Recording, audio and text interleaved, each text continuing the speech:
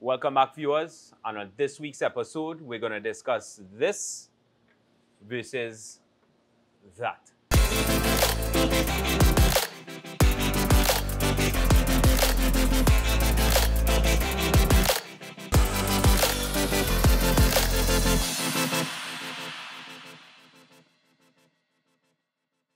On this week's episode, we're going to bring to light the caliber issue.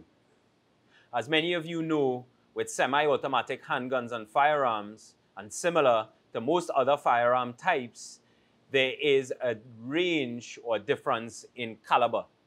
A caliber typically speaks to the size, or the diameter, or the general nature of the particular ammunition in case. And on this week's episode, we're going to really discuss and bring to light the 9mm versus the .45 ACP round.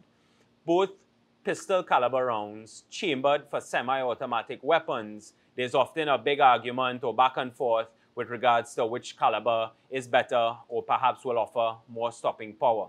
We're not really here to answer this question, but really bring to light some of the varying aspects that will help one determine whether it's for yay or nay. What is the question?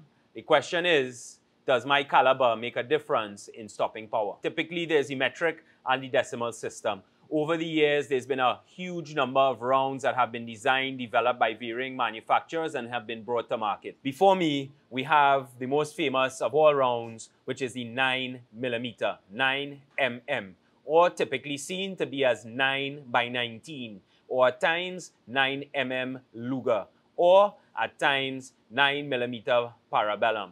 They all refer to the same size and dimension of cartridge in particular. And that on my left is the .45 ACP, designed and developed by Colt Manufacturing, and designates automatic Colt pistol.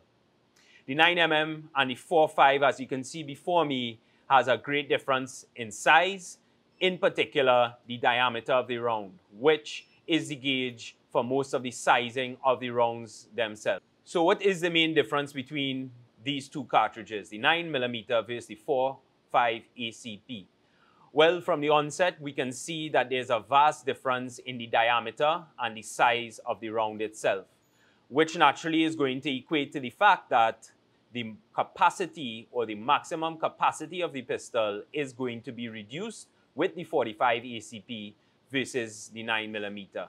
Arguably, because of the size of the round, less can be packed into that small space, and at the same time making it comfortable for carry. In particular, the weight of the rounds themselves are going to be somewhat of a disadvantage, as carrying a .45 caliber pistol, arguably, despite it having less ammunition or less quantity of ammunition, may be somewhat heavier. We then discuss recoil. The recoil on a .45 ACP and a 9mm is going to be somewhat different. Again, it really depends on the type of firearm that it's being discharged from, but generally speaking, the .45 ACP is going to provide the user with a lot more felt recoil than the 9mm. When we consider some of these factors of capacity, weight, concealability, and most of all, recoil and recoil management to the user, do these things really make an impact, and hence either speak for yay or nay towards the argument of, does my caliber equate to more stopping power?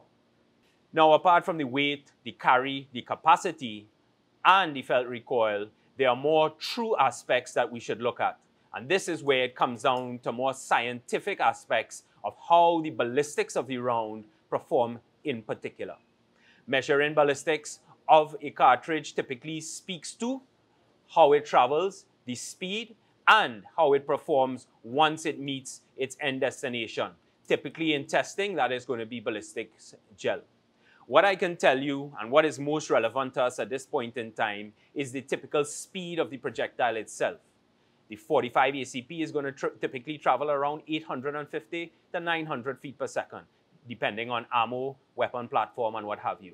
A 9mm from a semi-automatic pistol, striker-fire pistol, or typical handgun is going to travel around 1,200, 1,250 feet per second. Why is all of this important?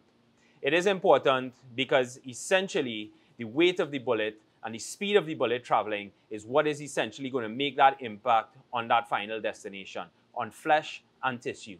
And essentially, it is going to cause either greater penetration, greater damage to the body by way of its diameter and combined force and speed, which equates to the velocity, and ultimately stop that subject quicker.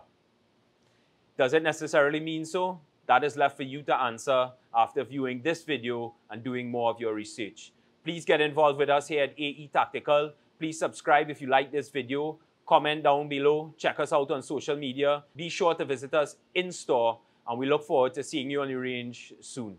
Stay tuned for our new listing of courses that will be downloadable soon via our social media, our website, and delivered to you via our WhatsApp and email blast.